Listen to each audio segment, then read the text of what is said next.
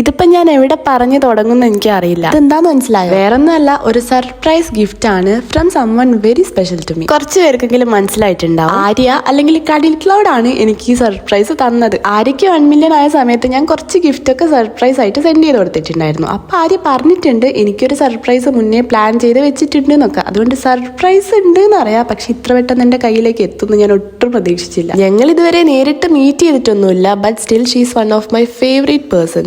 വലിയ സംഭവമൊന്നും വേണ്ട, ചെറിയ സില്ലി ആയിട്ടുള്ള കാര്യങ്ങളാണെങ്കിലും ഞങ്ങൾ ഷെയർ ചെയ്യും. ആ ഒരു പോയിന്റ് നിങ്ങൾ നോട്ട് ചെയ്യണം. സില്ലി ആയിട്ടുള്ള കാര്യങ്ങളാണെങ്കിലും ഞങ്ങൾ ഷെയർ ചെയ്യും. കൊറിയർ ഓഫീസിൽ പോയി ഈ ഒരു പാക്കറ്റ് വാങ്ങിയിട്ട് എനിക്ക് അപ്പം തന്നെ ഓപ്പൺ ചെയ്യാൻ പറ്റിയില്ല. പുറത്തു പോയിട്ട് ഒരു 3-4 മണിക്കൂർ കഴിഞ്ഞ് വീട്ടിലെത്തിയിട്ടാണ് ഇത് ഓപ്പൺ ചെയ്തത്. ആര്യ അയച്ചതാണെന്ന് മനസ്സിലായിട്ടുണ്ടെങ്കിലും ആ 3-4 മണിക്കൂർ ഇതെന്തായിരിക്കും എന്നുള്ള ക്യൂരിയോസിറ്റിയിലായിരുന്നു ഞാൻ നിന്നത്. ഇവിടെയാണ് ഗൈസ് ഞാൻ സ്റ്റെക്കായി ഫ്ലാറ്റായി കണ്ണു തള്ളി നിന്നു പോയത്. ഞാൻ പറഞ്ഞിട്ടുണ്ടായിരുന്നു ഞങ്ങൾ സില്ലി ആയിട്ടുള്ള കാര്യങ്ങളും ഷെയർ ചെയ്യാറുണ്ട്. അങ്ങനെ പറയുന്ന കൂട്ടത്തിൽ ഞാൻ ഇങ്ങനത്തെ ഒരു ജേർണൽ സെറ്റ് വേണമെന്ന് പറഞ്ഞിട്ടുണ്ടായിരുന്നു. ഞാൻ ഓർഡർ ചെയ്തിട്ടുണ്ടായിരുന്നു, അതും അങ്ങോട്ടേക്ക് പറഞ്ഞിട്ടുണ്ട്. അതുപോലെ എനിക്ക് കിട്ടിയപ്പോൾ വേറൊരു പ്രൊഡക്റ്റ് ആണ് വന്നത്, അത് റിട്ടേൺ ചെയ്തിട്ടുണ്ട്. അത് ഞാൻ ഷോർട്സ് ഒക്കെ ഇട്ടിട്ടുണ്ടായിരുന്നു. അതൊക്കെ ഞാൻ ആര്യയുടെ അടുത്ത് പറഞ്ഞിട്ടുണ്ട്. അപ്പോഴൊന്നും ആര്യ എനിക്ക് ഇങ്ങനെ ഒരു സംഭവം വാങ്ങിച്ചിട്ട് അയച്ചു തരുന്നു ഞാൻ വിചാരിച്ചിട്ടില്ല. കൂടെ തന്നെ ഒരു കോയിൻ പൗച്ചും ഒരു ജേർണലും അയച്ചിട്ടുണ്ട്. പക്ഷെ മെയിൻ ഹൈലൈറ്റ് ഇത് തന്നെയാണ്. ഞാൻ ഇത് കണ്ട് കണ്ണ് തള്ളി എന്ന് പറഞ്ഞത് വെറുതെ അല്ല, കണ്ണ് തള്ളി പോയിട്ടുണ്ടായിരുന്നു. എന്റെ ഒരു കൺസെപ്റ്റിലെ ബെസ്റ്റ് ഫ്രണ്ട് എന്ന് പറയുന്നത് that someone with ഹൂം I can just be my self. Honest ആയിട്ട് പറയാനാണെങ്കിൽ ആര്യന്റെ അടുത്ത്